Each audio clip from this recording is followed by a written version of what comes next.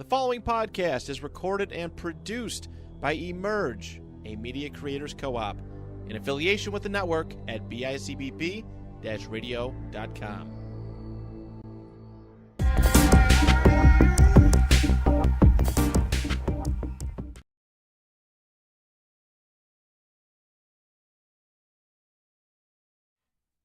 Hello and welcome to episode 59 of the Big Yak Podcast. It is I, Mike Pareto, and alongside me, as always, Nico Benny. How are you today, Nico? I'm doing pretty good. How are you?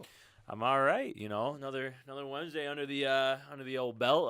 Last week we did not have an episode because we were doing our fantasy football draft, the Big Yak League. Uh-oh. Yeah, I think I put it a little too. Yeah. We changed our set around, so we're. All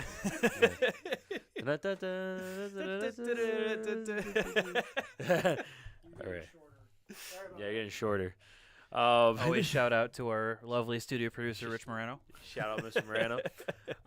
Yeah. So last week we had our fantasy football draft. It went really well. How was your week besides the Big Yak shenanigans? Pretty good. I'm doing.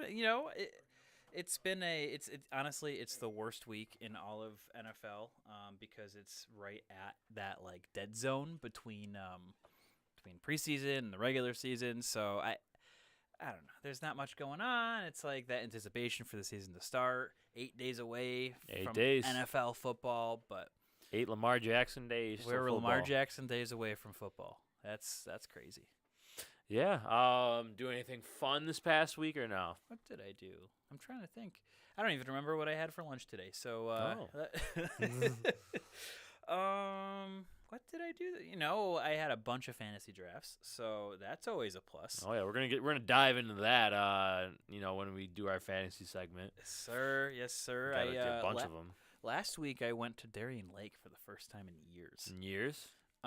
Yeah, since pre-COVID at least. Like concert or? Went to Darien Lake for the park and then went to see the Lumineers. Lumineers were awesome live. They were really good. It was a really chill concert too. It was like not like the usual like not Darien like raging, Lake. Throwing up like you're gonna get in a fight type. Yeah, Darien Lake no, it was vibes. great. Me and Molly had a blanket set up and had our food. Just got sat back and watched a beer and enjoyed great music.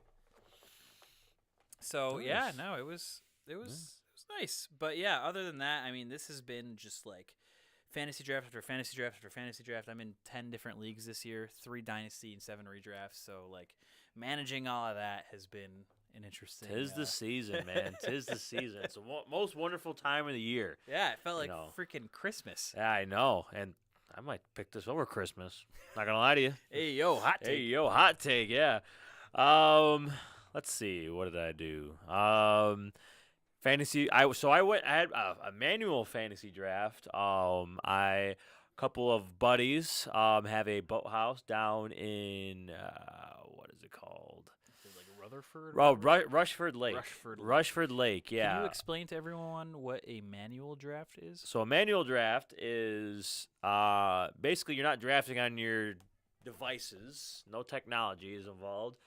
You have a draft board, and you have stickers that go onto the draft board, and that's how you pick your team. And so you get the stickers, and yeah, there's like these sticker books. It's like this whole like kit that you get. It's like stickers. You get like a trophy. You get you could also get like a personalized ring. It depends on like what package you get. And so then we all like chip in to buy like this package. And, it comes with like, all these fun little stickers like Christian McCaffrey, Devontae Adams. Like, you just put, like, next to the name. Just like the star players. Like, they don't have, like, a Jonathan Mingo there. Or they don't have, like, a Gabe Davis. I mean, we might consider maybe him one a day. star.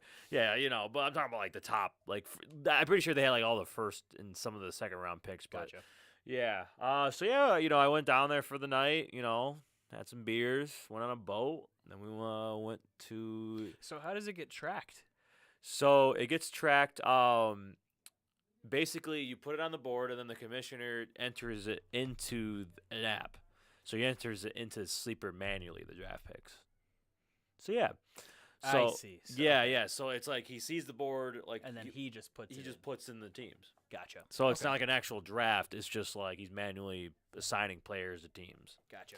So yeah, so that's the manual draft, and it was pretty fun. Yeah, winner gets a plaque on the trophy. They get to hold the trophy for until the next season, and then you get your own ring. It's like a fantasy football ring. We got to do that for the Big Yak League or something. Like have some sort of like trophy to carry around. Yeah, yeah. It's very cool. It feels like a real ring too. It's not like one of those plastic rings you get like from a vending machine at the mall. It's actually like it's a nice ring. Yeah. Sick. So yeah, you get your own ring. It was pretty fun. So then I just came home. Other than that, didn't do anything real special. Went to like the new Albright Knox. Okay. That portion of the art. Buffalo AKG. Center, AKG. whatever they call it. Now. Yeah, they opened up a new section. It's a whole like modern art section, from like 1970s on. You're not gonna have like your Picassos and your Van Goghs and your Matisse paintings, but like you're just gonna have there's like some from like 2022. Huh. So like one of the things I saw was they had a metal folding chair with like 2 holes in it, and it was on display. What was that representing? I have no idea. There wasn't a description. It just said like, oh, like the name, like what kind of chair it was, the person, when it was made, and it was just like on the ground. But there was like a creator tag with it. See, like Yeah. I am a big fan of the arts. Right. I believe that art is truly subjective, and anyone can pull anything out of artwork. But if I'm just drilling 2 holes in a metal chair, it literally looked like 2 big circles, and that's it. Like where your like butt's supposed to go. like the cheeks, It's cheek basically like holes? cheek outlines, but like not like a human butt cheeks, but like like small animal butt cheeks. What those look like, I don't know. But Say, hey yo, I couldn't describe it. I really didn't know how to just describe that, but yeah, it just looks like little butt cheek carvings. I don't know. I'll post a picture of it if anybody wants to see it on the Instagram, but I'll dig it out at some point. But yeah, I agree. And Isabella, I went with Isabella, and she's an art major, and what'd she have to say about the? she was butt like, cheek "Yeah, chair? that was stupid." Like she was like, "That was stupid." Like no offense to like whoever did this is probably like like an awesome artist. awesome artist. I'm not trying to discredit your work, but like that, like come on, like come on. She was like, "Yeah, no, that was stupid as all hell." I'm like, "I'm sorry." I mean, like, and she looked at me. She was like, "What do you think?" I'm like, "I agree." I'm not an art student. I'm not like, like this big artist, but like, Yeah, you're a photographer. Yeah, I'm a photographer. You have an appreciation for the fine arts. I have appreciation, but I'm not gonna like. I really try not to critique like a painter or like a draw. Somebody like that, architect. Like a You have to sculptor. say your sister feels about that too. Yeah. she's more of like a traditional artist too. Yeah, yeah. So she I didn't show the picture. I haven't seen her, but when she goes, I want to see if she can find it and let me know how she thinks about it, because she'll probably have the same exact opinion for sure. Yeah, let's get on to our show. I mean, no guest on this week, but we're plugging away. Just the traditional 1-2 punch over here. Ayo. So to get right into it, we're going to talk about what's going on around the NFL. The NFL preseason is wrapped up. We didn't have that episode last week, so we kind of missed out on a week of news, I guess. But yeah, preseason is over. It's not like It's not like 6 years ago where there was like 4 preseason games for everybody. Only 4 preseason games are for the Hall of Fame teams.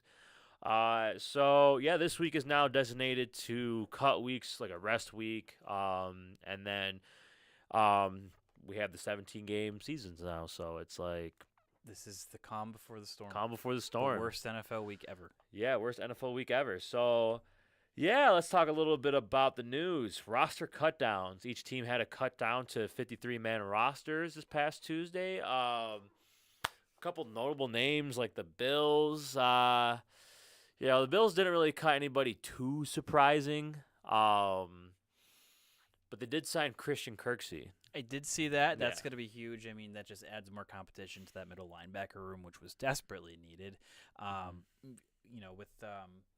With what's his name is blanking from me right now. 3rd round pick last year.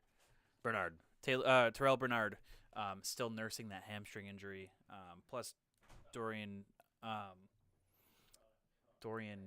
Williams. Why am I blanking? You're Holy blanking on the moly. Bills roster. I'm off on 1 week, and suddenly I forget all the names. Right. Dorian Williams, with him kind of looking more to be an outside linebacker spot. I mean, that competition kind of just fell flat. So that was definitely a great signing. I'm really anticipating to see. I mean, I wouldn't be surprised if he's ready week 1. I hope so. That was a good signing. The Bills also signed that offensive tackle. Adefi? Afadi. Afadi. Jermaine Afadi. A journeyman tackle. He's 2017 first-round pick. I mean, he has some sort of pedigree. Played with the Falcons most recently, and they had one of the best rushing rooms in the league. So who knows? We'll see. I think he starts by week 6. You think so? Spencer Yes. Brown finished the experiment. I don't know about you, but I'm a certified Spencer Brown, Hater. Spencer Brown guy. Yeah, I'm right there with you. I was high on him when he drafted him, but as I saw his play, I'm like, this man's got to go. We caught David Questenberry, though. That was a little bit of a surprising pick because I thought he was already picked up by the Vikings, if I'm not mistaken. Yep. He's signed to their 53-man roster. The Bills' camp favorite, Andy Isabella, got cut, but he came back on the practice squad. How about that Boogie Basham trade? That trade kind of pissed me off. I'm not gonna lie to you. A lot of Bills like X/Twitter users, and some of the beat reporters are kind of sitting there like, "What was that?" Right. It was. I think it ended up being Boogie in a 7th for the Giants' 6th. Yep. That's what the trade ended up being. So That just a is swap, disgusting. and that is it. I don't even know if it was this year's 6th. I think it's next 25. year's. I think it's 25. Yeah, it's just like you're trading him for it's our second round pick from a couple years ago, 2021. He was considered one of the most pro-ready defensive ends in that draft. Yeah, I mean we've used him last couple years as a both end and tackle. He was like a 3 technique tackle as well for us. But like, I heard it was either down to him and Epinesa, and I think they like A.J. Epinesa a little bit more, or that's what they consider a better trade offer they got. Yep. But I mean, it's not like a season-altering move, but it's kind of just like you take a look at Brandon Beane's drafts since he became the Bills GM, and now you're sitting here like some of these picks aren't panning out. Yeah. Some of these second-round picks, some of the thirds, you're not really keeping some of the 6 and 7s, which, I mean, aren't the biggest thing ever, but some of these 6 and 7s can turn into some prominent players. Right. So, but the thing that bothers me is anything from like 1 to 4, anything like day 1 or day 2, if those picks aren't panning out, it kind of raises a lot of question marks. And now with Khair Elam possibly losing his potential starting job to a 6th-round pick and then Dane Jackson, a 7th-round pick. a 7th-round pick.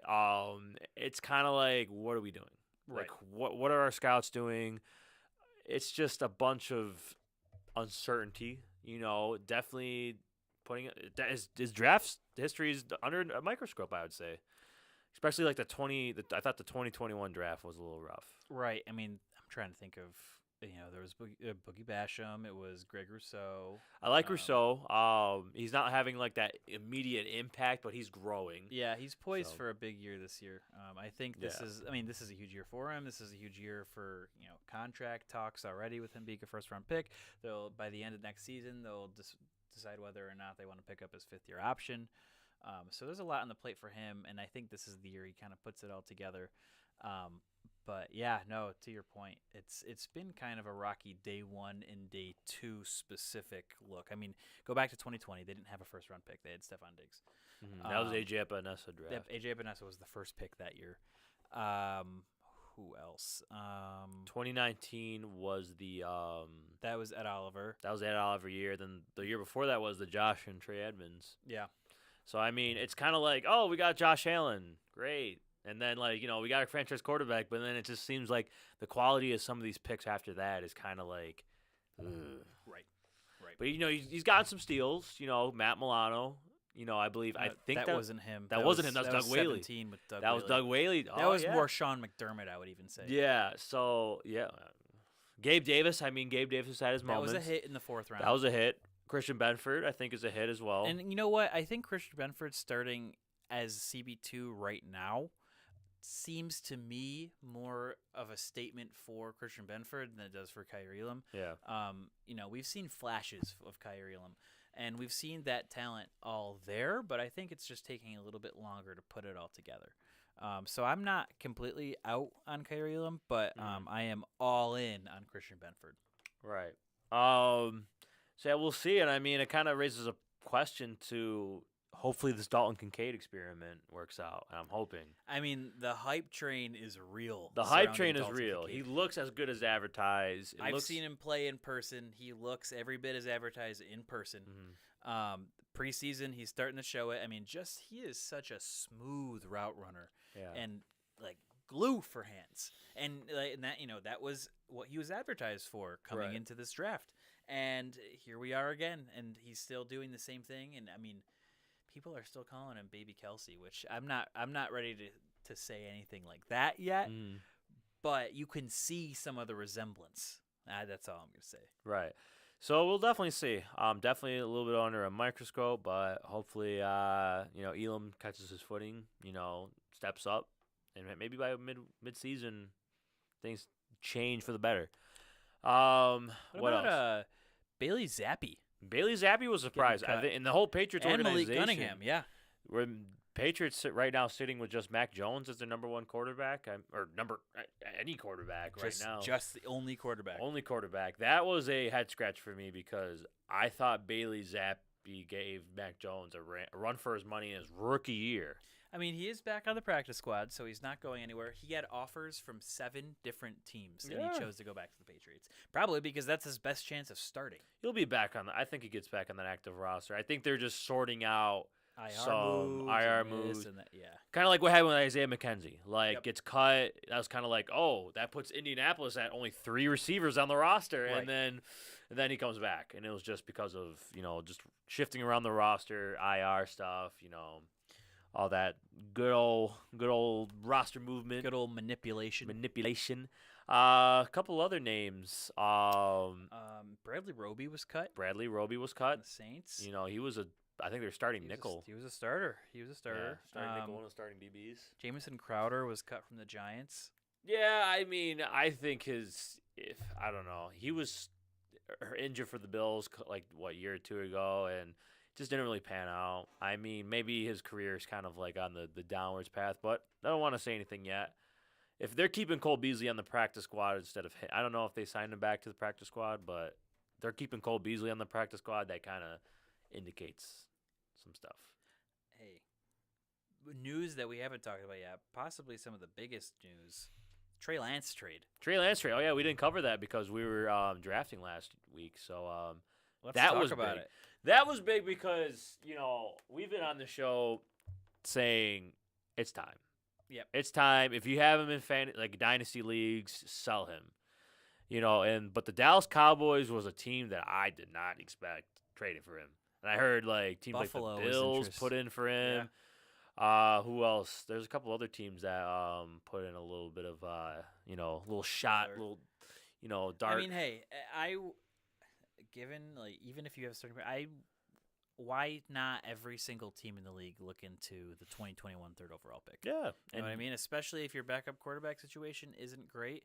I mean, you got a young guy that's looking to develop, looking to take more time. I mean, just like Zach Wilson, it's the same exact situation where he's stepping into a role, except in reverse, really, with Zach Wilson and Trey Lance, but where a team spent a high value to get their guy, and then they're getting replaced. Right. We'll see. I mean, this could be the end of Trey Lance era as a whole, or this can be kind of a career renaissance for him. I mean, I think, if you were to ask me last week who I thought would have traded for him, Dallas wouldn't be on my list. But now you kind of look at it, and it's not a bad trade at all. I mean, I think it's a move that lights a fire under Dak Prescott's butt. Yeah. If we're going to be completely honest, because, I mean, Dak overall isn't a bad quarterback at all. Never. That is not a thing here. We don't think Dak Prescott is bad. but he needs to he's still waiting to take that like Him next and step. Kirk Cousins are in the same tier for me. Yeah, I Where mean, it's just like they're like above average starters, but they're not going to necessarily win you games with their ability. They're Yeah. gonna win with the talent around them.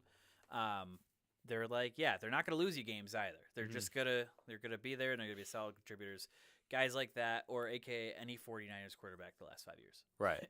And, this situation, he's going to Dallas, a solid offense. He's going to be able to, I mean, not saying the San Francisco 49ers weren't a solid offense, but he's going from a good offense to a good offense. Right. No drop off in talent. No drop off. So, I mean, this is a good, I think it's a sleeper spot. Yeah. For sure. I would roster him if for cheap. And, if you're not, giving up a lot or, nothing's really at stake for your dynasty team, if you have an extra roster spot, I would keep him on the team now because Dak Prescott also, he's been getting hurt these last couple of years. You Yeah. know what I mean? Like, Trey Lance should be the backup quarterback. I think his comp is Cooper Rush, and I think that's it. I think it's just Cooper Rush. Yeah, he's QB2. So he should be QB2. So I think we see Trey Lance at some point this season, but not as like the starter going forward. I think I think Dak, usually has some kind of injury, even if it's like 2 to 3 games. But if Trey Lance, comes in, he takes advantage of that opportunity and he shines, it's really gonna might push Dak out the board. Like, and that might be crazy to say.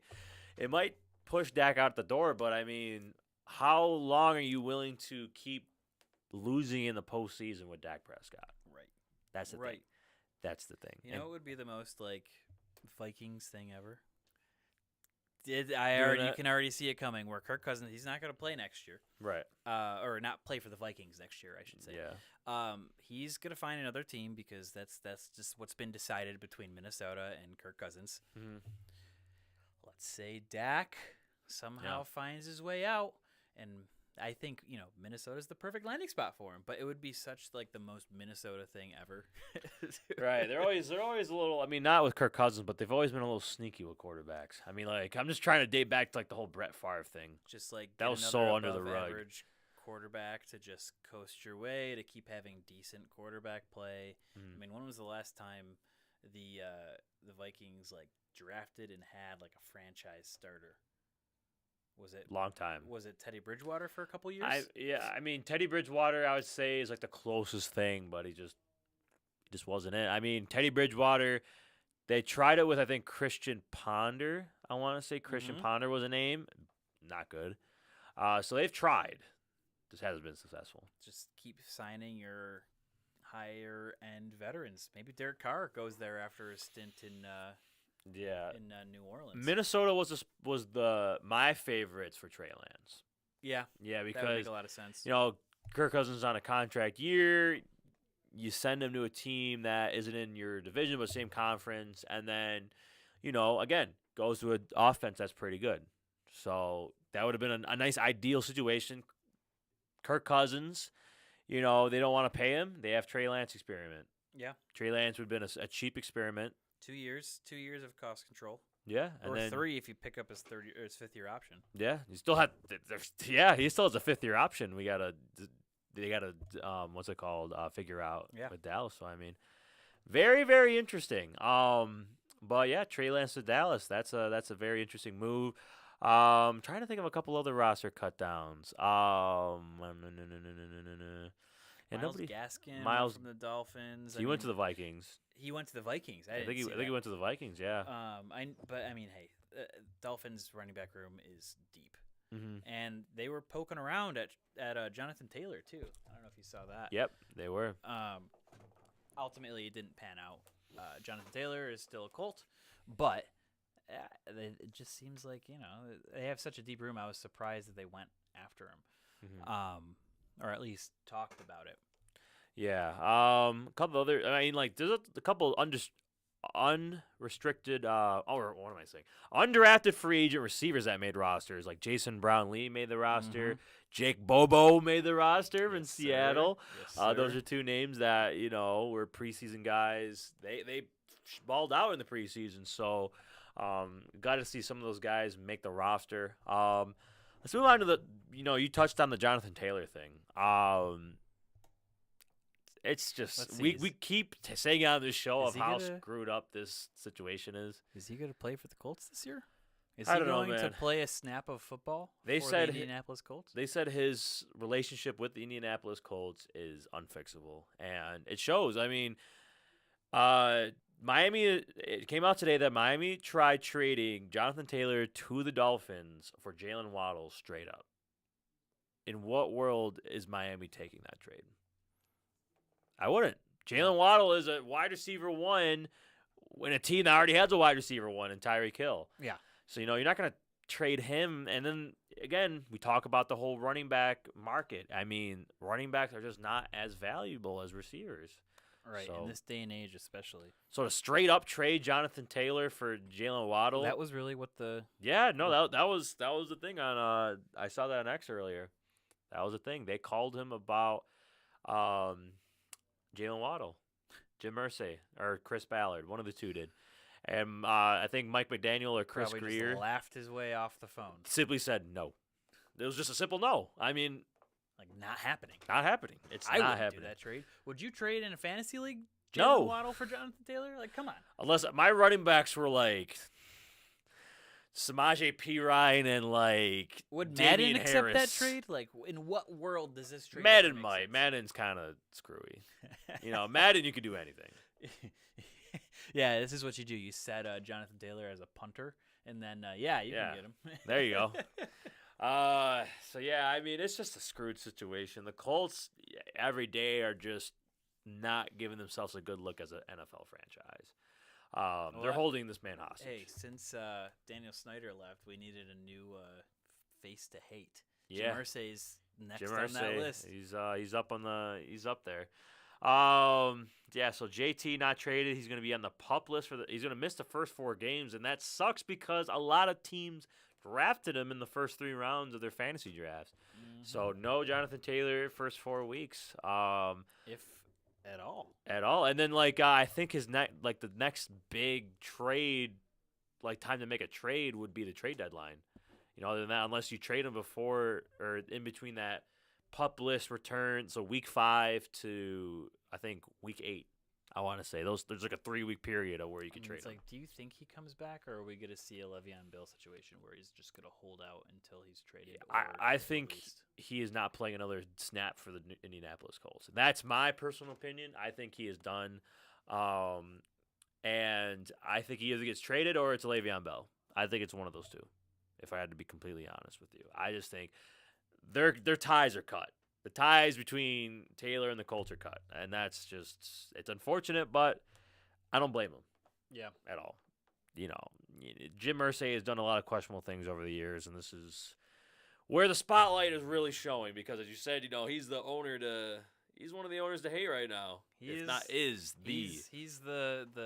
new enemy of the NFL. The new enemy, sleeping with the enemy. Sleeping with the enemy. Yeah, that's a pretty good fantasy football name. It is.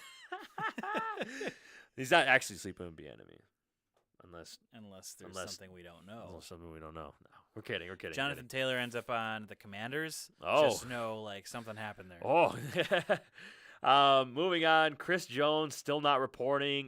He is I'm not gonna say in depth, but he's losing a decent amount of money in this holdout, and he is one of the best interior defensive linemen in the NFL, so he should be paid as is. Is this a time to plug in my take of the night?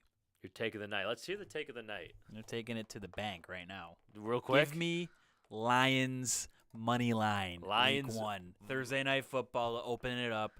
Punching the Chiefs in the mouth. Punching the Chiefs in the Give mouth. Give me Lions money line at plus 230 right now. I am ready for it. No Chris Jones. Chiefs, I can see them coming off to a slow start with a young new Tony. wide receiver room.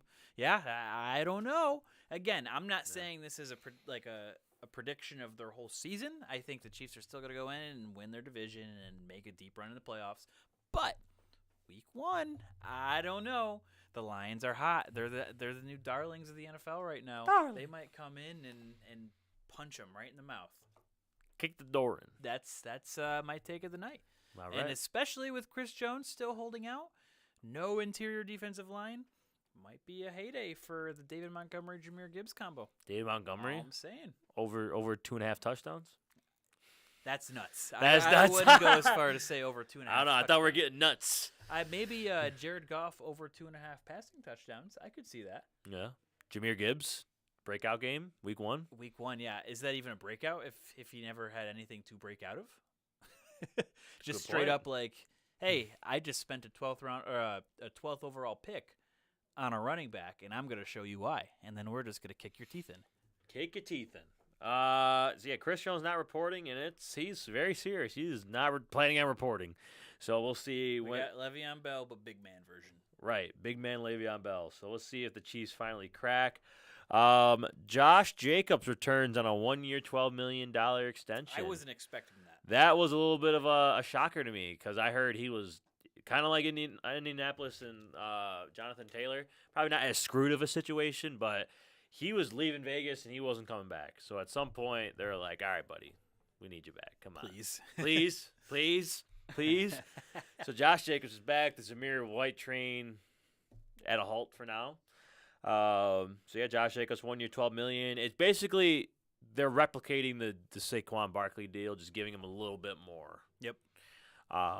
So yeah, I think it's the best for both parties because then both teams or both parties can go ahead and reassess at the end of next season.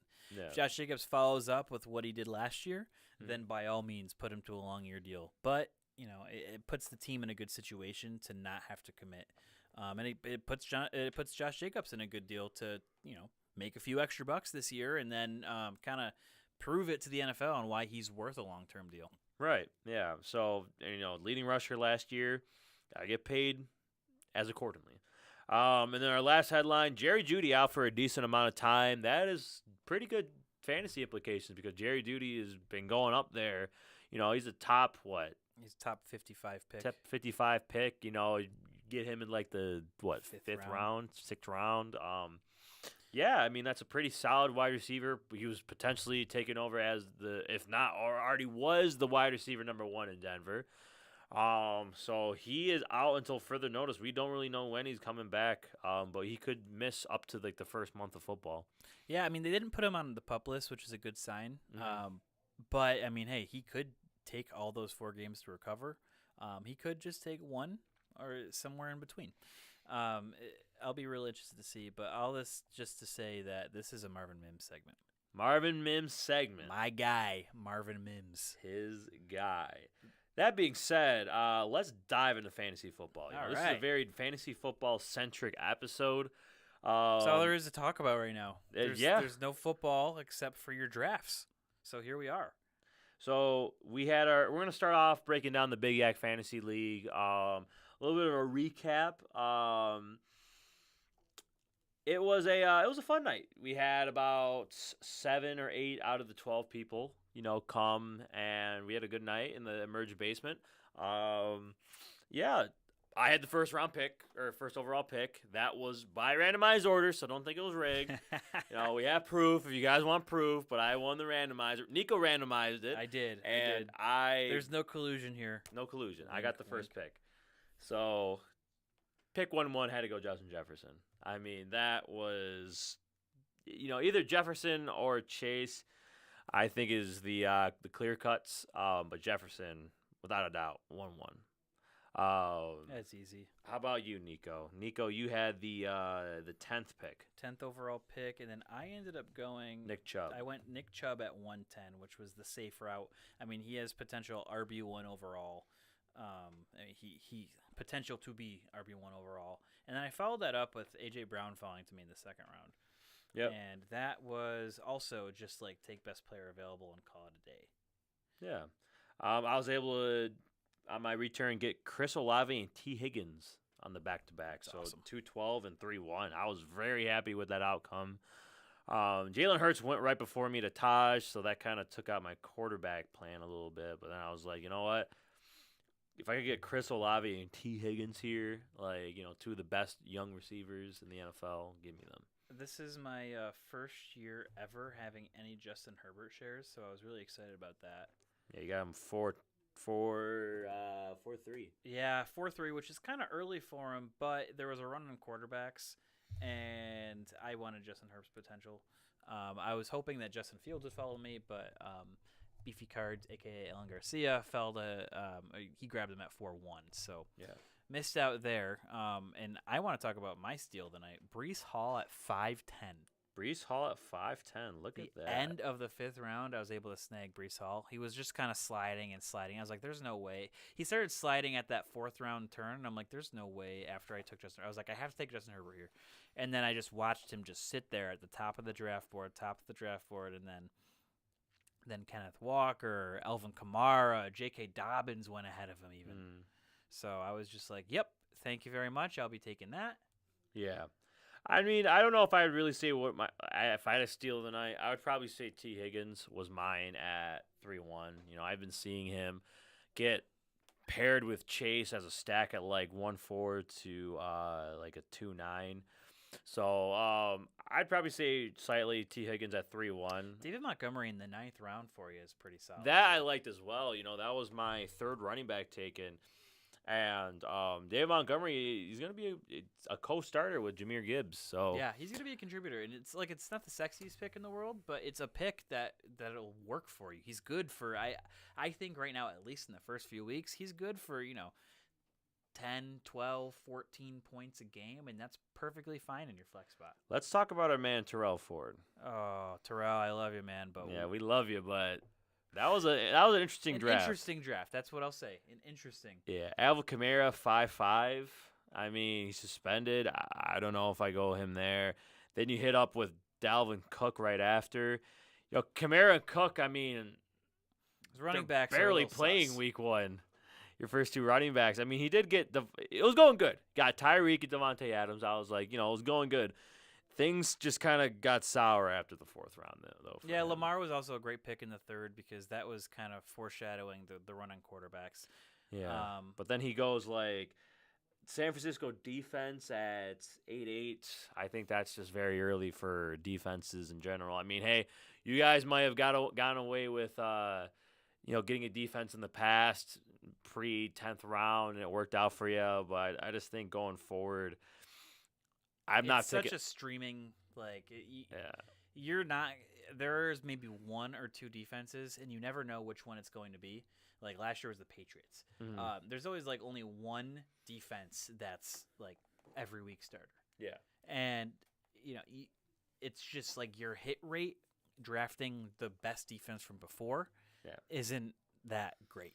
Yeah, I'd rather just wait till like one of the last couple picks and then get a team that's going to be a good week 1 matchup. So like I love this year I love picking Washington with like my last pick, and Washington plays Arizona week 1, whose quarterback is either Clayton Tune or Josh Dobbs. I'm big, and shout out to Jules for kind of pointing this out at the draft, and I kind of took it and ran with it. The Jaguars have a really great start. They face the Colts week 1, which their situation is going to be a mess. Anthony Richardson's going to have those rookie growing pains. And then they just have it. With defense, it's all about like starting and finishing.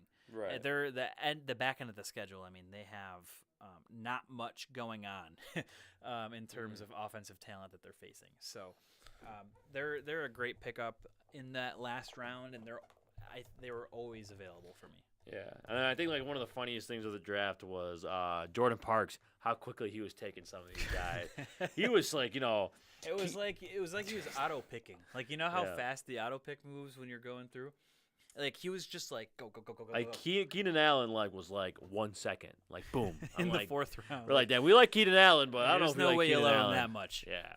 So it was a fun night. We're gonna be each week. We're gonna be posting our updates with the Big Yak League. Winner, wins a little bit of money, and they win some Big Yak merch. So who doesn't want some Big Yak merch? Who doesn't want some Big Yak merch? We also, me and Nico, participated in 2 other leagues. The other one was the Jules League, his redraft, the Stiggs League. This this is the most competitive league. I think, at least for me, I don't know about you, but this is the most competitive league. $100 buy-in. It's a $100 buy-in. It's all full of guys that play fantasy a lot. Except for Chris Sharp. Oh, Chris Sharp.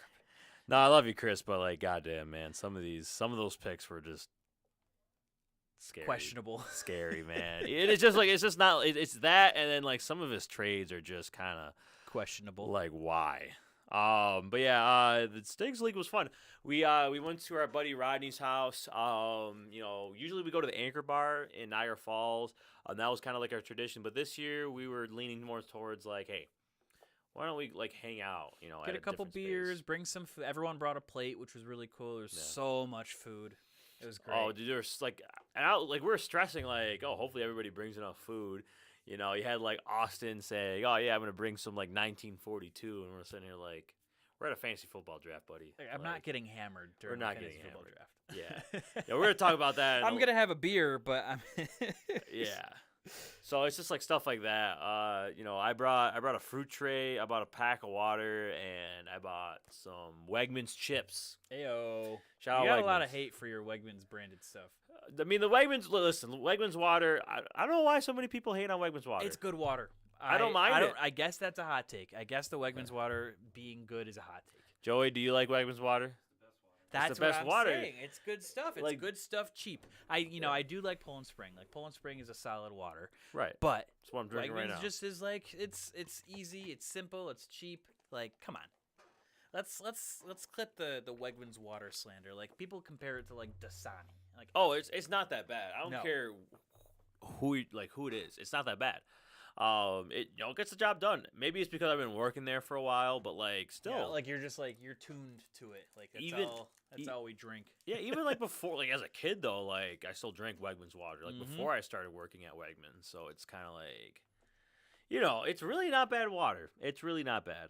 But Wegmans potato chips though, I will say are bussin' because Yes, they are. They are because like you bring Lay's and Lay's is half or 60% air, and then the chips are just there's not enough like crunch to them. There's not enough like I need more. Like Wegmans like their wavy potato chips are just like they're thick. They're like the barbecue ones or like the buffalo blue cheese ones has so much Dude, seasoning on them. The buffalo blue cheese.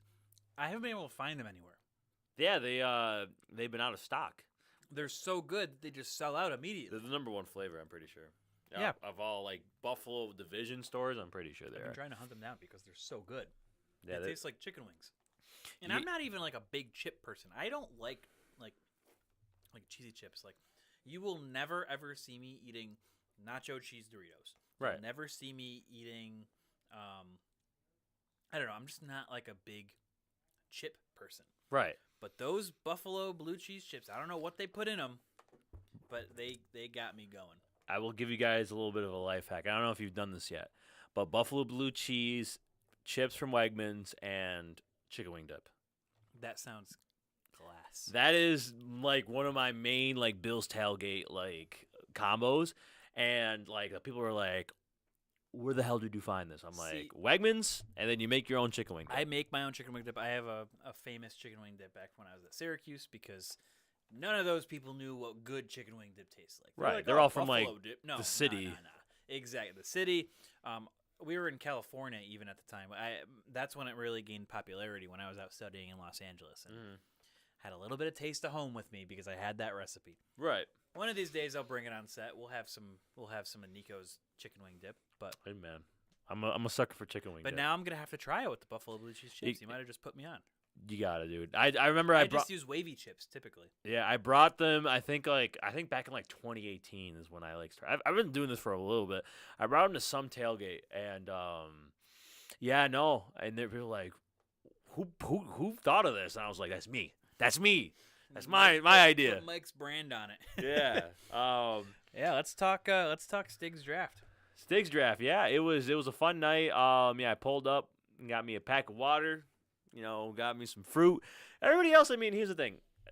I wanted to be a little bit different. Everybody else was bringing, pizza and wings and Listen, I brought cheese and pepperoni. cheese and pepperoni. I was killing it. And I Between brought me and sushi, you, too. we made our own like charcuterie board, Yeah. damn near.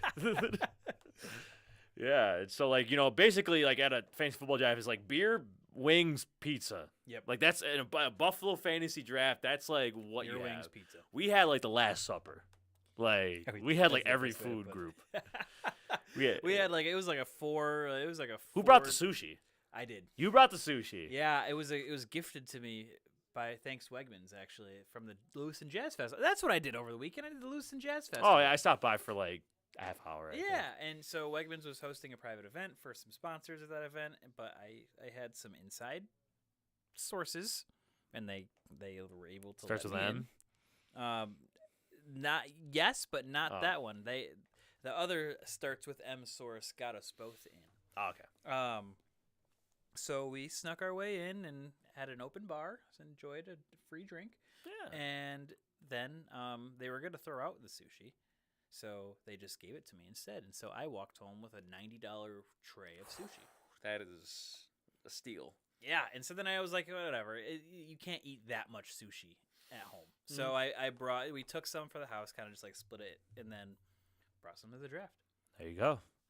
There you go. So yeah, no, it was a fun night. We all drafted on our computers. Yeah, I thought, I thought I had a whale of a night. I thought, for a 12-man league, $100 buy-in, I was a little nervous, and I thought I did pretty well. I mean, I got Cooper Cup fell to me at 111. Well, we should preface it too that this is a keeper league. A keeper league as well. So there are some picks that are kind of insane. Like your keeper was Devontae Smith in the 7th round. 7-11, basically 8th round pick. That is insane. Yep. But like people got like Trevor Lawrence was a keep in like the 14th round.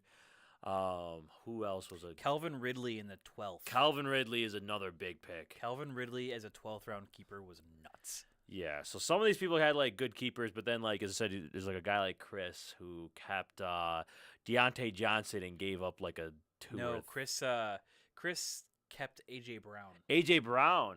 With the 2nd round, so he kept him right at his ADP. Yeah, and it's like do something cool, man. Do something cool. It was Dre. It was Dre. Yeah, he also used had a a 3rd round pick to keep Deontay Johnson. He also had a questionable draft for me because, like, he was. It's kind of like, here's the thing. Not trying to call out older people. I'm not trying to call out older people, but I kind of got the impression some of these guys were, hey, back in a couple years ago, they were good. Right now, when you get Miles Sanders, he's got Miles Sanders in the 5th, 5'10". I don't know. He, you know what? One thing that I do like, and I actually did it myself in the next league we'll talk about, was the Stephon Diggs Josh Allen combination. This league has a slight quarterback bonus. It's very slight, but quarterbacks are earning a few extra points per game, so it gives you that much more incentive to grab a top 3 to top 5 quarterback as soon as possible. He led off the quarterback run by going Stephon Diggs 110, then Josh Allen 2-3. Which He does have the Allen Diggs combo. That's going to be one of the best fantasy duos. It was one of, if not the best fantasy duo over the last 2 years. There's no signs of that slowing down, so that was a great start. But then it just went downhill from Deontay Johnson as the keeper. Yeah, some of his picks were just kind of like questionable.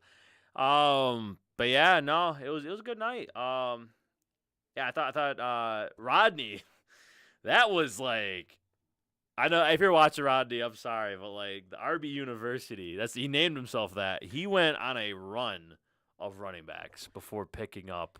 A lot of times you see guys take wide receiver to start the draft. Yeah, and that's good because wide receivers are in. Running backs were in like 2 years ago.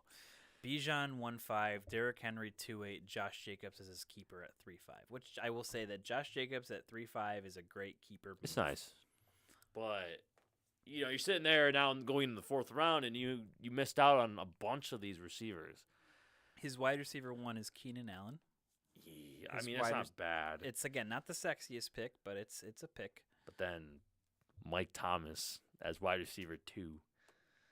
Right. And Jackson Smith and Jigba, but he'll be he'll also be one that's not going to start until a couple weeks from now. He's more of like he's going to turn it up like week 8. Yeah. Yeah, Javonte Williams too as one of his flexes. I mean, I'm just weird about Javonte Williams. I mean, He's kind of in like the same realm as like Brees Hall in a way. Like, young running backs are promising, going to be good for years to come.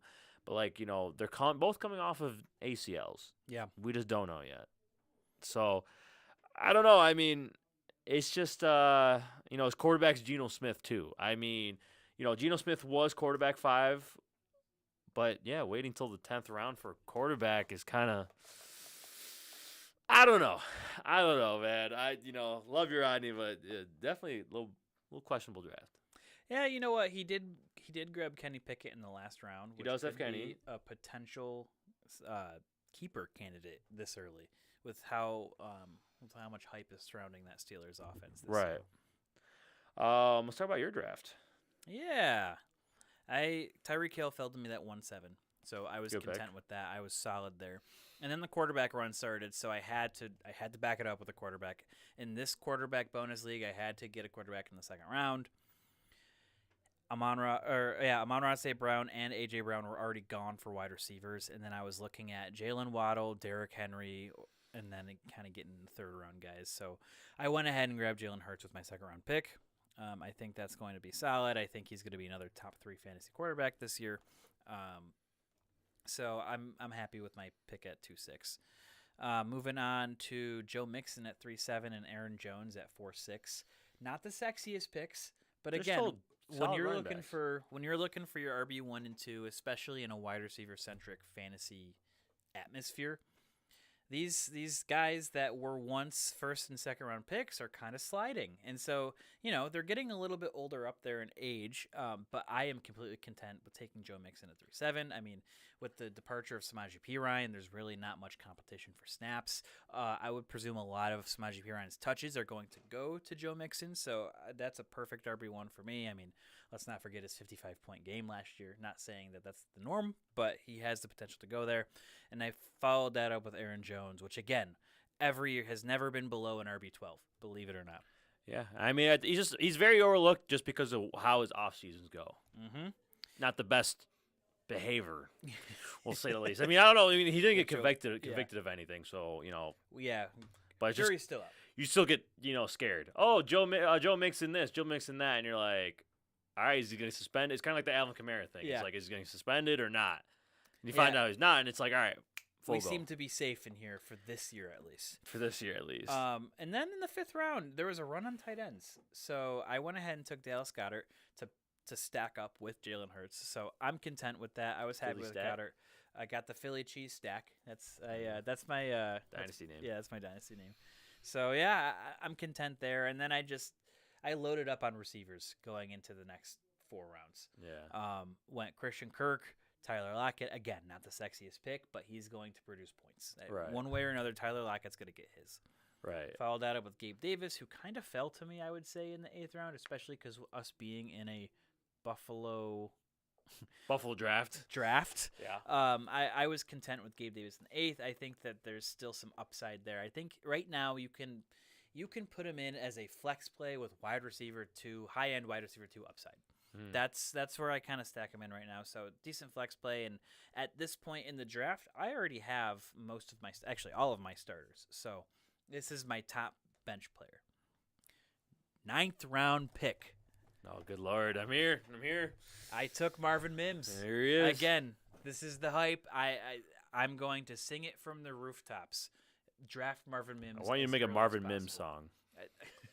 The Marvin Mims. All right, next week I'll come back with the Marvin Mims song. Marvin's Room. There you go. There's Marvin's the song. Room. The That's Nico going to remix. be the rest of the league after Marvin Mims pops off for 110 yards and 2 touchdowns week 1. No, because that's against me. We face each other week 1, actually. We forgot to leave that out. We face each other week 1 in this league. Yes, so this is huge. Yeah. This is Marvin Mims. Let me just break him down real quick. Underdog, our sponsor, has him at wide receiver 64. That's where he's going in drafts. He's the 64th wide receiver taken off the board right now. Yep. He's auditioning right now to be wide receiver 2 until at least Jerry Jeudy comes back. Mhm. And when he comes back, who knows? Who knows? Dependent on how his performance goes. He broke out in college at age 18, which is a great indicator of success at the next level. It's like something, I don't know the stat exactly, but it's like a 96% like success ratio, whatever that means. Right. Anyway, great stat in his favor, and he's a great deep threat. I mean, that was his main route tree in college was the deep ball. But he still has a pretty mature and established route tree as a whole. But deep ball is his specialty. What was Russell Wilson? What was the one thing Russell Wilson was great at last year? Yanking that thing. Deep balls. Give it to me. Give me 5 catches, 110 yards, 2 touchdowns. No Judy, no it. Hamler, no Tim Patrick. Just Sutton. No Kendall Hinton either. No Kendall Hinton. I mean, Kendall Hinton. That's QB4 we're talking about there. Ooh, that's the COVID quarterback. Yeah, so he's going to be he should be wide receiver number 2 alongside Sutton, and then wide receiver 3 should be, I don't even know. Couldn't even name you. KJ Hamler? No, he's out. gone. Out. He's gone. Yeah, Hamler, Patrick, Judy are out. Should be out first couple weeks. Who? Well, Judy should be out the first couple weeks. Patrick's done for the season. Hamler got released with an injury settlement. Here we go. It's Brandon Johnson. I don't even know who that is. Brandon Johnson. Brandon Johnson. How you doing, Brandon Johnson? So Marvin Mims is going to get his share right now. He should be wide receiver too. So I'm ready. I'm ready for the Marvin Mims hype train to go full beam ahead, and I am content and happy taking him in the 9th round. I think when it's all said and done, looking back at it, I think he will have just as good, if not better, fantasy seasons than your Jordan Addisons and Quentin Johnstons of the world. Really? There's my hot take. There it is. I think, you know what? Here, I'll take it to the bank right here, right now. I think Marvin Mims will have more points scored at the end of this season, fantasy-wise, than Quentin Johnston. Putting it down right now. Boom. See, for me, it all depends on the healthiness of Keenan Allen and what's his name? It's the same Mike situation. Williams. I mean, you have your Similar. veteran wide receivers. You have your one receiver that's hurt. And then you have the rookie stepping in place. You're really sleeping on my man, Quentin Johnson. Quentin Johnson Go is Frogs. TCU. Yes, I know. He's an athletic freak. I'll give you that. Yeah. They're both in probably what's Jay going Herbo to be. throwing to him, man. Listen, give me Russ in the deep ball over Marvin Mims. I think Marvin Mims will have more fantasy points scored than Quentin Johnson after year 1. All right. We'll take it to the bank. We're gonna clip that. That's clipped. And It's gonna be for everyone. I'm gonna get freaking destroyed on TikTok, but I'll be laughing at all of you come December. yeah, they're gonna say some stuff like bendable activity. That was nuts. One last draft that we did, the Wegmans League, the Hey Buddy League, and I just want to say, my Venmo is at Mike Pareto. What? No context? No context. I am accepting donations. Aha. Oh, That's all I'm yeah. saying. You're really proud of this draft. That's all I'm saying. I'm proud. I am very proud of this draft. And I will say this. I got Jamar Chase at 4. 4. You see that, people? 4. It went Justin Jefferson, right? Mm-hmm. It went Christian McCaffrey. You want to know what the 3rd overall pick in the redraft was? Lamar Jackson. Lamar Jackson went 3 Listen, before Mahomes, it definitely Allen. benefited you that you picked where you did. Yeah. I love you, Poncho. Poncho will eventually be a guest on this show because he needs to defend himself. He needs to defend himself because he needs to be like biggest arrested. Dolphins fan I know went Lamar Jackson at 1-3. I had him booked to go Tyreek Hill. I was taking that to the bank. Yeah, I'm like, all right, Tyreek Hill. I'm like, it had to be. And then, dude, when I saw Jamar Chase at 104, dude, my finger was clicking that thing so fast. I was like, Jamar Chase. Got him, dude. I put it in the chat. I'm like, what's going on? Dude, you texted me. I said, I'm bricked up right now. I'm bricked up. If nobody knows what that means, I'm not explaining it. But I'm bricked up. I'm very hyped over this draft because it's just I think and then that's not at the end of it. But wait, there's more. there's more. I had 2-9. That's the next pick. There's a slight quarterback bonus in this league too. Slight quarterback bonus. Quarterbacks get 6 points per passing touchdown. You want to know who I got 2-9 to pair with Jamar Chase? Patrick Mahomes. 2-9. Dear Lord. And then back at 3-4, I get Chris Olave, and I'm like, I'm really sitting here bricked up on a Tuesday afternoon. The sun was still out, and I was just cheesing from ear to ear. I mean, okay, we don't play each other. I play Alyssa. I play Alyssa, so she better lock in. Also, guess who I face week 1? Molly. Pancho. Oh, lucky you. Yeah. I'll take my week 1 bye. Should be a good first win.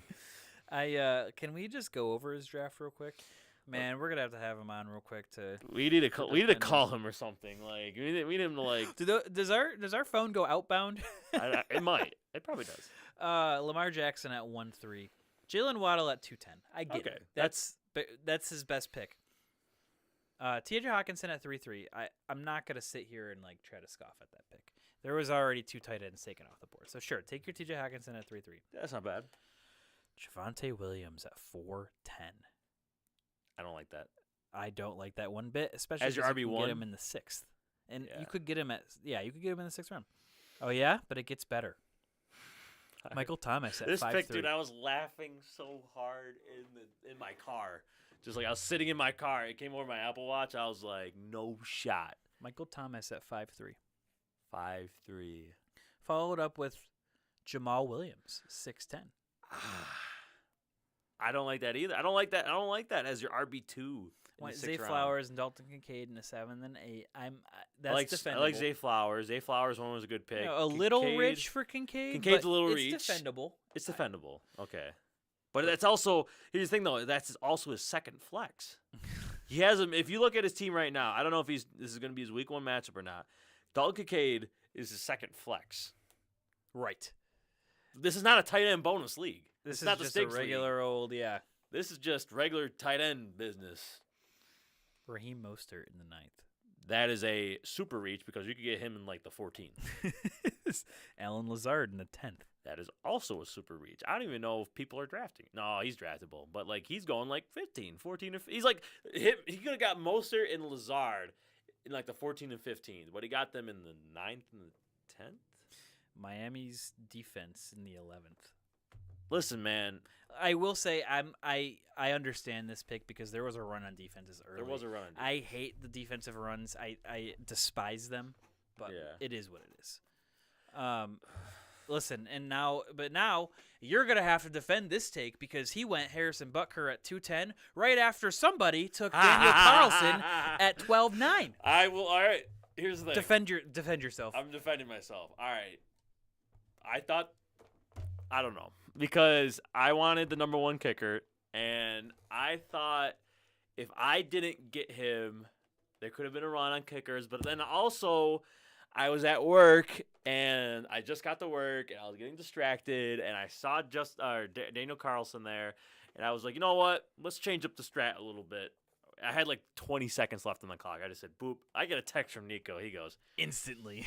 He goes, I know you. Why'd you do that? like, I know you're regretting that pick. I'm like, had to change up the strat.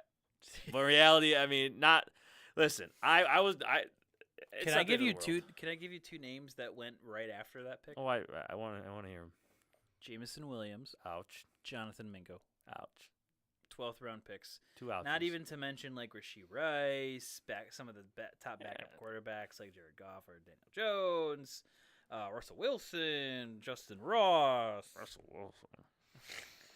Wilson. You like how I snuck in Russell Wilson there? I mean, I'm cool with Jordan Love as my backup. I took Jacoby Myers in the 13th round. Yeah. Not my finest pick. But, I mean, compared to everything else, I am A-okay. Listen, that pick is okay because of the way you started this draft. Yeah, if I was like doing Poncho numbers and I did what he did, he basically did it because Poncho numbers is crazy because he drafted right before me. So. Man, we're gonna have to get him on the show so he can defend himself. We're kicking him when he's down, but you know what? Yeah. Watch, he's gonna go in and I wonder if he's watching. He's gonna go like 10-5, and we're all gonna be like sitting there like whatever. I'm sorry, Poncho, but like if you're watching. There's nothing we could say. There's just no comment. There's just nothing, no defendable options for this. I mean, there's a little bit of light, but like it's easily just the worst team. I'm sorry. I am sorry. It's no. And here's the thing. You want to know what's crazy? Jordan Gatos in the draft auto drafted a better team. He had a straight auto draft. Said straight auto draft and it was better than that. Didn't even care about the draft. Wasn't even there, and auto draft a better team. Listen, his first 4 rounds is crazy. Cooper Kupp, A.J. Brown, T. Higgins, Keenan Allen. You're set at wide receiver and flex. Yeah. There you go. Done. And then he was able to auto pick J.K. Dobbins and Alexander Madison. Like, Serviceable. that's not bad. As for an auto draft. Especially when you're punching those 4 wide receivers in your wide receiver and flex. Yeah, his tight end's a little weak. Dalton Schultz. I mean, I don't know. I feel like he's going to be a sleeper tight end this year. But, I like Dalton Schultz this year. But I kind of like him as like your second tight end you pick. Yeah. Yeah. He's like one that you grab with upside. Yeah, so like he's like the 14, 15 pick, and then, you know. Real quick, let's talk about mine. I was pretty happy with this draft. Again, here we go. So Stephon Diggs, Josh Allen combination. We already talked about this. It's going to be one of the best, most fruitful fantasy combinations for this year and probably the next couple years. So I was content getting Diggs at 1.9 and Josh Allen at 2.4, especially in that another league where it's a slight quarterback bonus. Ramondre fell to me at 3.9. I was content there. I'm not scared of Zeke. I am not scared of Zeke one bit with stealing touches. I think Ramondre Stevenson is just a superior back at this point, and Zeke will be more in that complimentary role. Think Joe Mixon, Samaje Perine. Speaking of Joe Mixon, I grabbed him in the 4th round. Again, not the sexiest pick, but that's really solid value at 4.4. Right. Drake London in the 5th. This is kind of a gamble. This is the first gamble that I had of this draft. It's, low floor, but wide receiver 1. What have these numbers with what they had at quarterback last year? Right. And I have faith in Desmond Ridder. So, okay there. Now, since I already had a quarterback, 2 running backs, 2 wide receivers, I also took another gamble and went Alvin Kamara, 6.4. And I'm happy with that because come week 4, I think I'm going to have a really solid flex core. Follow that up with Jordan Addison, Pat Freiermuth, Kadarius Toney, and then bada bing, bada boom, give me Marvin Mims once again. There he is. 10th round. There he is. Traylon Burks followed me in the 11th, and then I followed up with just best player available. Young Ho Koo somehow fell to me in the very last round. My boy Young Wei. You ain't pick him in the 12th? See, like a couple other winners. There's the perfect example. Poncho. You got Daniel Carlson in the 12th. I got Young Wei Koo in the 16th. Yeah, not my finest hour. Oh well. Watch, week 1, he's gonna score like 23 points. I'll start crying. One last thing before we go, I want to talk about your late round sleepers. Yeah. For this upcoming season, we still have, a decent amount of people are still drafting right before the season starts. This week, I feel like are prime weeks to draft your fantasy redrafts. Do you have any sleepers for me? Here's the thing. So I've already touched base about Marvin Mims. In a lot of our leagues, in a lot of sharp leagues, you're gonna see him go where I took him. I had to take Marvin Mims. All jokes aside, I did have to take Marvin Mims in the 9th because I really wanted him, and I knew that Jules, who picked right after me in that league, was going to take him in the 10th round. So so I locked him in. Odds are you will not see anyone taking him in the 9th round right now. If there are I know that there are those few leagues out there that start after week 1 just to kind of shake things up. He could be a 9th round pick if you draft after week 1, but put that aside. He is technically going to be my first late round sleeper just because you can get him for practically free. You can get him. He's going undrafted in most leagues, but for some of those sharps that are really paying attention to Denver's situation, you can probably get him in the 11th or 12th round. Right. And again, in the 11th or 12th round, there are guys like Traylon Burks, Dalton Schultz, Cole Kmet, Jalen Warren. Those are guys that I think he can outproduce. So I definitely love Marvin Mims from, I took him in the 9th and 10th, but from the 11th round beyond, that's home run. Up next, I have a wide receiver in the youngest wide receiver room in the league. Give me Jaden Reed. Jaden Reed. Jaden Reed, second-round pick for the Packers. And you know what? I'm going to put Jaden Reed / Luke Musgrave, depending on what you need. Both of these guys you can get for literally free. You can get them for free. For the free. They go undrafted. Take one of these guys with your last round pick, whether depending on how your draft goes. If you're wide receiver heavy, go Luke Musgrave. If you are set at tight end, go Jaden Reed. I think both of these guys are going to be huge contributors on offense this year for Green Bay. And again, we're in the youngest wide receiving core in the NFL. There's a lot to be still pecked out. Christian Watson's going to be the number one, at least to start. Romeo Doubs is coming on off of a hamstring injury right now, and his week 1 is still in doubt. Behind him is Jaden Reed, Luke Musgrave, Samaji Toure. Samaji Toure. And that's really it. Dontavian Wicks, their 5th-round selection this year, is also deep in there. But Jaden Reed he's fast, he's strong. His pro comp I saw was Stephon Diggs. Yeah. Just real smooth route runner, really solid. So, again, when you can get guys like that for free, go get them. Yeah.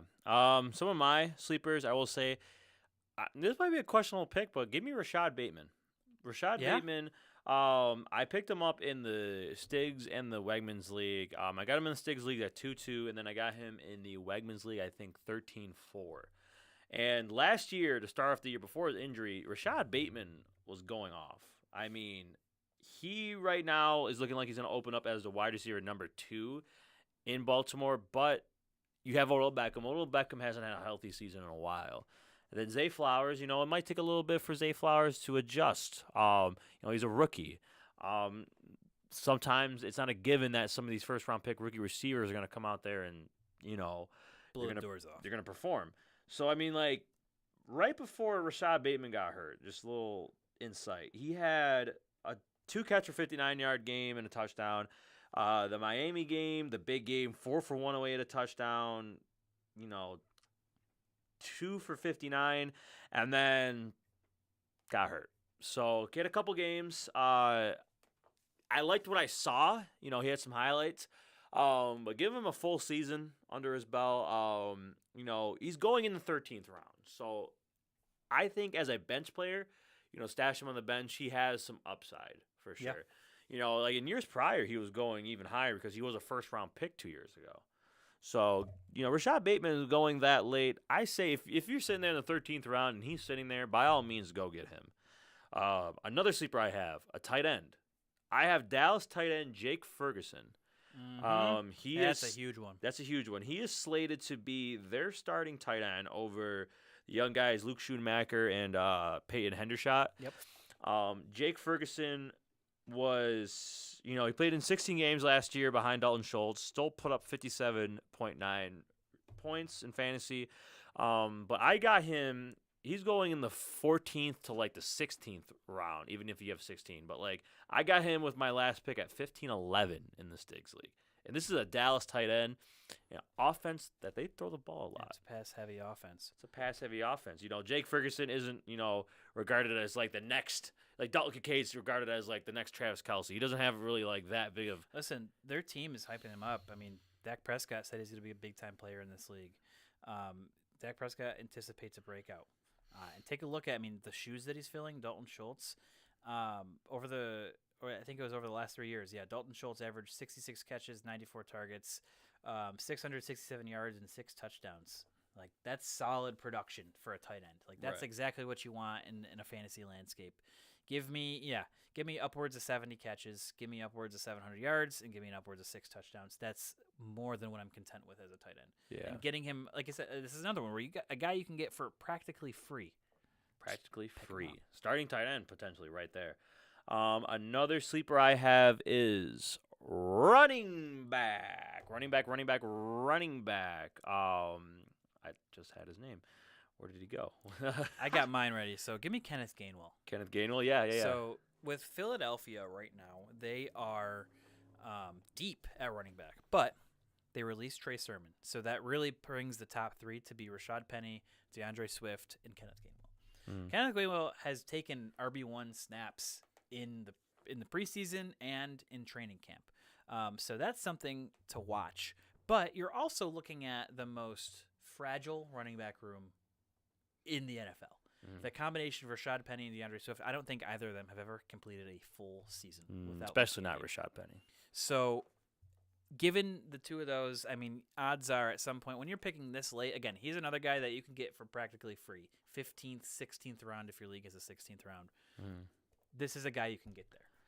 And if at that point most of the top running back handcuffs are gone, this is a perfect guy to grab. Yeah. My running back, just got him right here. Jaylen Warren. Yep. Jaylen Warren is a guy. He can get him anywhere, I think, from like 11 to like 14. He's been moving up a little bit. I've seen him as high as like the 10th or 11th round. Yeah, I got him in the 11th round in the Wegmans League. Jaylen Warren's a guy who each year he is like, I think this is his third year, second or is his third second year, year. second year. You know, he is. It seems like he's getting more and more reps. You know, I think he was taking a little bit of first team reps during the offseason. I mean, if I could be mistaken, but last year he was taking reps from Najee Harris. Just not the biggest Najee Harris person in fantasy football. You know, I You got bit by him. 2 got years bit in by a the row. bug. But Jaylen Warren, he's fast. He is fast, and Pittsburgh really likes him. Did you see that run that he had against Buffalo? Yeah, I watched it. He torched us. He torched the Bills. He is a very promising, back, and I think they might be implicating a 1-2 punch here in Pittsburgh. So Jaylen Warren, if you need a guy, potential flex play and a great handcuff to Najee Harris, Totally. Go to probably one of the top handcuffs in the entire league. yeah, Jaylen Warren. And then lastly, quarterback. My sleeper quarterback. You talked about the Packers. Give me Jordan Love. Jordan Love is a guy who I think he's been behind Aaron Rodgers the last couple of years. He's been brewing. He has been brewing. He has a bunch of young receivers in Christian Watson, Romeo Doubs, Jaden Reed, some young tight ends like Luke Musgrave and Tucker Kraft. And then he has some solid running backs too. Jordan Love has weapons, not premier weapons, not elite weapons, but, there are a bunch of guys who assembled in a team. I think Jordan Love is going to be able to be a competent sleeper. And Jordan Love is going from 13 to 15. I've gotten him in that range. I've even gotten him right before the draft ended in the 15th round. So give me Jordan Love. I'm here for the Jordan Love. Practically free. He is not an expensive pick for a Green Bay Packer quarterback. Here, I'll give you a free quarterback. Free quarterback. Give me Sam Howell. Sam Howell, Washington Newest Commander. quarterback for the Washington Commanders. Yep. Surrounded by talent, man. Antonio Gibson and Brian Robinson in the backfield. Many men. Terry McLaurin, who is currently nursing a turf toe, with Jahan Dotson and Curtis Samuel. I don't even know who his starting tight end is right now. Logan Thomas. Those are some playmakers on offense. A decent offensive line, and this is what Ron Rivera said. He said, I kept saying, if I would have known this, I would have played him sooner. This is what he told Albert Breer on a Sports Illustrated podcast. When you only have so much time to show it, it's hard. I keep thinking, God, but after that game, everything told me this kid, give him the opportunity and see what he does with it. So they're putting some investment inside of Sam Howell, and they have the tools around him to make him succeed. So this is a guy that has rushing upside too, which is huge in fantasy. Let's see, in his one game last year, he went 11 for 19 with 169 passing yards, a touchdown and interception, but also had 5 attempts for 35 yards and a touchdown on the ground. He's a guy that's going to give you that rushing potential every game. So he has that rushing floor. He's 2% rostered right now. 2%. 2% rostered right now. Pick him up. Pick him up and stash him. Yes, sir. So, do you have any more sleepers before we That's all I got. shove off? Yep, that's all we have for sleepers, and then that's all we have for our episode tonight. Tomorrow, I want to say, catch me on the Virtuoso podcast tomorrow. Yes, sir. Big things coming for them. I believe we're going live at noon tomorrow. So if you guys want to watch a show, great. If they break down TV shows, movies, anything going on, entertainment industry, they're your podcast to watch. So please, everybody, chime in tomorrow. We're talking Florida Gators, the Untold Netflix documentary. We're talking about Blue Beetle, the new DC movie that came out. and just, plans for the Big Yak going forward. But yeah, tune in tomorrow. This is their first episode here at Emerge. You just want to congratulate them. They were doing it at Jules' apartment, and now they have moved to the Emerge studio. So big things coming for them. Big things coming for us. Do you want to touch base on one more thing before we let Yes. go? Koozies, Big koozies. or shall I say, because koozies branded technically. Branded. Can coolers, they're coming. I thought you were going to say something Big else. Yak can coolers are coming. Yeah, we're going to come out with exclusive Big Yak canned coolers, koozies, whatever you want to call it. Can't say koozies, but yeah, we're going to be coming out with those hopefully in the next week or two. So be on the lookout. Not going to be selling them very expensive. Not going to be selling them expensive at all, just retail price. But if you guys want any, I'm trying to not say koozie. Can coolers? Can coolers. Please see me or Nico reach out to us on social media or the Big Yak We can Instagram start taking page. pre-orders for them, I guess, because they're going to be coming in sometime next week, so we're Yes, sir. excited about that. Hopefully they'll be here before the start of the season. So at least before the start of the Bills game. Thankfully, the Bills play away week 1, so they'll definitely be here for the week 2 home opener in Buffalo. So if you need a koozie, you need something your can cooler. Sorry, if you need a can cooler to keep your drinks cold at the next tailgate, hit us up. We're gonna be slinging some can coolers. Can coolers. So yep. If you guys want to make a pre-order, you want to, reserve your can cooler Big Yak exclusive, let us know. Happy to provide it to you guys. But other than that, this has been episode 59 of the Big Yak Podcast. I want to thank, everybody for being here. I want to thank Morenzo and Emerge. I want to thank Matt Johnson of BICBP Radio Network. I want to thank Underdog. We didn't do an Underdog segment because there's nothing to do. So, yeah, we'll see you guys next week for episode 60 and the start of the 2023 NFL regular season. Detroit, Kansas City. Should have a big show for that next week. Stick around. See you guys next week.